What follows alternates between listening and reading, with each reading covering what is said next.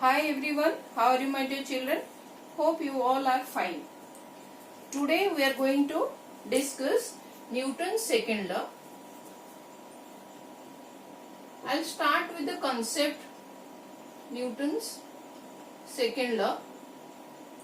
I'll start with the concept what we have studied in a lower class, that is how force is related to mass and acceleration.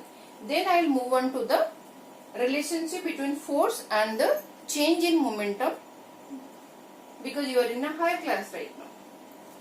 So before going to Newton's second law, let me remind you, what is the first law? What is the first law? First law of the Newton is, when an object is in state of rest or in motion, it will continue to be in that state of rest or in motion unless and until it is acted upon by some unbalanced and external force. Until now what we have discussed, if force is balanced, then your net force will be zero. Net force will be zero. In that case, object will be at rest. This thing we have discussed already. I am just revising so that easily you can relate to your Newton's second law. Object is at rest if force is balanced, or object will continue in motion, that is uniform motion. Uniform motion. So if the force is balanced, then if object is at rest, it will continue in that rest position, and if the object is in motion, or you can say uniform motion. Uniform means same velocity and direction will be same. So if object in motion will continue to be in motion with the same velocity and in same direction. This is what we have studied under our first law. Now let us discuss what is this second law. Force, if force is unbalanced, this thing also I have discussed. If force is unbalanced, because when the force is balanced already we have discussed. Now the second case, when force is unbalanced, then there has to be some acceleration. This also I have already discussed in my previous lectures. Go to the video lecture of balanced and unbalanced force. So there will be some acceleration. Now just tell me, this acceleration depends on which factors, like which factors are affecting our acceleration, or which factors your acceleration depends. Now let us try to understand. If I am applying 5 units of force, okay, if I am applying 5 units of force on an object, on the same object, if I apply 20 units of force on the same object will be same. In the same object I am applying 5 units in one case and I am applying 20 units in other case. In which case your acceleration will be more? When you are applying more force. Nee? So that means your acceleration is proportional to your force, that is your net force. Always go for the net force or resultant force. Clear? Now one factor we know now, on net force your acceleration depends. Now let us discuss on which other factors your acceleration depends. Suppose a car is there and a bicycle is there. Okay? Car is here and a bicycle is here. We have applied 50 units.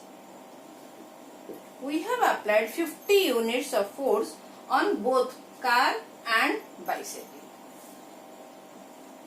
Here also 50 units. Here also you have applied 50 units. In which case your acceleration will be more? Very clearly, in bicycle acceleration will be more. So what does it mean? it means more mass. If more mass, then less acceleration, and if less mass, then it will have more acceleration. That means your acceleration is dependent on mass but inversely related. So acceleration is inversely related to mass. Is it visible, children? Your acceleration is inversely related to the mass of the object. Now we can combine these two cases. This thing you have studied in lower classes. Okay, I am just revising, refreshing your memories so that we can move further with our syllabus. So combining these two cases, now acceleration is equal to net force as it is directly related and divided by mass of the object as it is inversely related mass of the object. Clear? So we can write what is the symbol for acceleration, that is A. So A is equal to net force divided by M, or easily you can now relate this relation. F net is equal to M into acceleration. This thing you have already studied in your lower classes. Then what is the unit of force? M. M is kg. What is A? A is meter per second square. So unit of force is kg meter per second square, that is known as 1 Newton. So unit of force will be Newton. Now tell me the statement of Newton's second law of motion. Is it clear, children? It is clear. You know all those things. If any doubt, please raise your doubt in the comment section box so that I can address your doubts. What is Newton's second law? Newton's second law gives the relationship between force and acceleration. Force between the relations between force and acceleration, and it gives a method of measuring the force in terms of mass and acceleration. Okay, I am just trying to make you understand, like summarizing what we have studied till now. So this law now gives the quantitative definition of force. Okay, this law gives the quantitative definition of the force. So in the last lecture, what we have discussed? Now this thing clear? So let us see how it is related to momentum, how force is related to momentum. So in my last lecture we have discussed about momentum, when the body will have larger mass, more mass is more, and having higher velocity. Velocity is also more. Product of mass and velocity is nothing but momentum.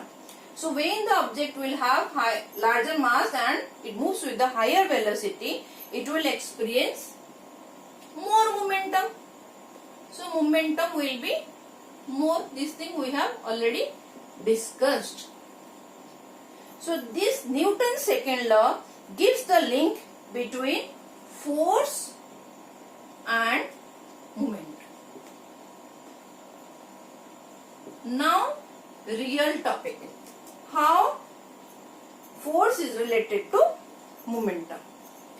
Okay, let us discuss now. Try to visualize how force is related to momentum. Suppose a ball is over here. Okay, it is at rest and ball is having suppose 3 kg of mass, very heavy ball, 3 kg of mass. It is at rest. Okay, children. Now we have applied some force. Force is applied. The ball will start moving. Ball will start moving with the velocity suppose 10 meter per second. Okay. Now we will take the same ball, same 3 kg of mass. Okay. Same at rest. Same ball we are taking. Ball is same at rest. Now we are applying more force. Here we are applying in the second case more force. your ball will move with more velocity. Let this velocity will be 20 meter per second. Now we can see in both the cases velocities are different. Can you calculate the change in momentum? You know, we have already calculated the change in velocity while doing our first chapter. What is change in velocity? We have already discussed change in velocity will be change in velocity, delta sign, that is change in velocity. Final velocity minus initial velocity, or V minus U. Similarly, can you calculate the change in momentum? That is delta P. Delta P will be final momentum minus initial momentum. Okay. Tell me what is the change in momentum in the first case. Let me erase it so that we can calculate 3 kg, 3 kg, 10 and 20. Remember this data, note it down. Okay. Okay. Now let us calculate the first case. First case, what is the change in momentum? Change in momentum means what is the momentum formula? Mass into velocity. So change in momentum will be mass, first momentum, that is final momentum, minus initial momentum. Is it making any sense? Okay. Take M common, then Vf minus Vi. How much it is? In first case, your velocity is 10 and it was initial at rest. So it is 10 minus 0 and M is 3. So it comes around how much? 30. Okay. And what is the momentum unit? Kg meter per second. Kg meter per second. And second case now. Why we are doing so much? We want to practically see how force is related to momentum. We want to realize this thing. Just not read the book and mug it up and bomb it in the exam. So second case. What is the change in momentum? M is 3 and final velocity will be 20 minus 0, that is 60 kg meter per second. See in which case your momentum is, change in momentum is more. In second case change in momentum is more. So what you can conclude from this experiment? That means when in second case we have applied more force. So when we are applying more force, then change in momentum is also more. That means your force is directly proportional to change in momentum. Is it clear, children? Is it clear? Force is proportional to change in momentum. Now let us see how it is related. Everywhere you can see the applications of this thing. I think everybody watches cricket. Not everybody. Most of the kids or most of the people watches cricket because we Indians love cricket. So when cricketer catches the cricket ball, how it will catch? He always lower his hand like this. Okay. While catching the ball, always you have observed the cricketer will lower his hand while catching the ball. Can anybody tell me why the cricketer is doing this action? Why it is lowering his hand while catching the ball? Or you can say when we drop the glass with on the floor, directly on the floor, then that glass breaks. But when we drop the glass on any cushion or in, you can say, very soft cushion, then it doesn't break. Why? And even also you have observed while doing long jump, the player has to jump on the sand, not on the concrete floor. Why? If the player will jump on a concrete floor in case of long jump, then obviously it is going to harm the player. But why it is happening? Why the cricketer is lowering his hand? See, Let me discuss that thing also. See, when you are dropping a glass, suppose a glass is over here on floor. When you are dropping this glass on the floor, here again you will have what? There will be change in momentum while dropping this. Why change in momentum? Here there will be change in velocity. Suppose initially it has 20 meter per second the velocity. You are dropping the glass with 20 meter per second. When it touches the ground, immediately the velocity becomes 0. See the abrupt change in velocity. It is 20. Okay. So here change in momentum is more in case of when you drop a glass in a cushion. So what you will observe, the glass will drop, but immediately it will not, the velocity will not be 0. It will take some time. Gradually the velocity will decrease. See, when you are dropping a glass or a ball on a cushion, then immediately the velocity is not becoming 0. Gradually it is becoming 0. So that means in this case, the time taken for the change in velocity is more when you compare to this case. Okay. So here time taken for the change in momentum is less, but here because change in velocity means change in velocity. So in this case, change in velocity we are taking more time because gradually the velocity is reducing. But here immediately velocity becomes 0. So change in velocity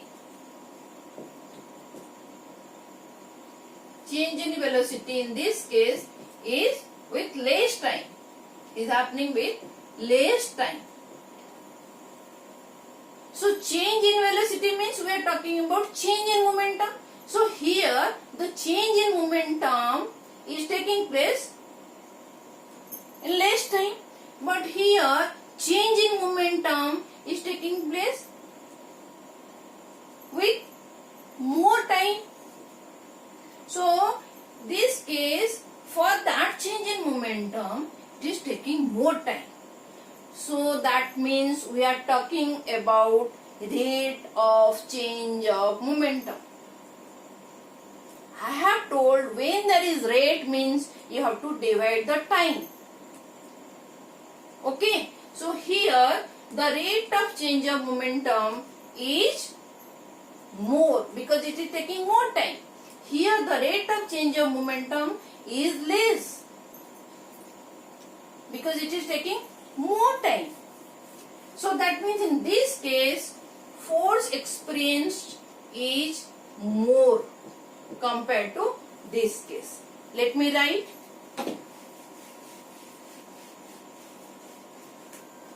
See children, so rate of change of momentum means, what is rate of change of momentum? Now what we have just observed, force is proportional to rate of change of momentum. Rate of change of momentum means change in momentum. Let me write in this way. Change in momentum. Is it clear or any confusion children? If any confusion, please tell me. Change in momentum divided by time taken children. Okay. Force is proportional to change in momentum by time taken. More time means less force the body will experience. So when you are dropping the glass on the floor, it is taking less time for that change in momentum. So obviously force is more. In case of cushion, the time taken is more. So force experience is less. For the cricketer, immediately the cricketer is not catching the ball like this. Immediately it is not catching. It is lowering his hand. That means more time taken to change in velocity. That means that change in momentum, you are doing that change in momentum with more time. So lowering his hands means the cricketer is giving more time for that change in momentum. So more time means the cricketer hands will experience less force. So it will not get hurt. If immediately cricketer will catch the ball, then the cricketer is going to get hurt. Similarly, for the long jump also, the sand means the jumper will take some time. So when it will take some time means it will experience less force. So the athlete will not get hurt. Is it clear, children? So force is proportional to change in momentum divided by time taken. What is change in momentum? Can you tell me? Change in momentum means mass into, let me write step by step, mvf minus mvi divided by time taken. Okay. So you can now tell me, take m common, vf minus vi divided by time taken. What is this? Let me write over here. You know na what is v minus u by t. You have seen this term in a first chapter. Final velocity minus initial velocity divided by time taken. Final velocity minus initial velocity divided by time taken. What is that? Acceleration only. So F is proportional to m into a. Okay, children? And if there is a proportional, that means there has to be some proportionality constant, that is k. So F is equal to kma. So when k is equal to 1, your F is going to be ma. Understood, children? What is Newton's second law? How force is related to change in momentum? Force is related to rate of change in momentum. Is it clear, children? Newton's second law. What is this Newton? How will you define this Newton? Okay? Tell me. In lower class you have studied. 1 Newton is defined as the force required to give a 1 kg of mass and acceleration of 1 meter per second square. Is it clear, children? So, while discussing, I have explained. Please go through all the examples because it is very crucial for exam, and you will get to know. Your knowledge will increase only. So don't skip all the examples. Very important examples are there in the book. Okay. So in my next lecture we are going to discuss Newton's third law. Okay. If any doubt, please let me know. Then I can clear your doubt. Hope you have understood this lecture. Take care, children. Thank you for watching.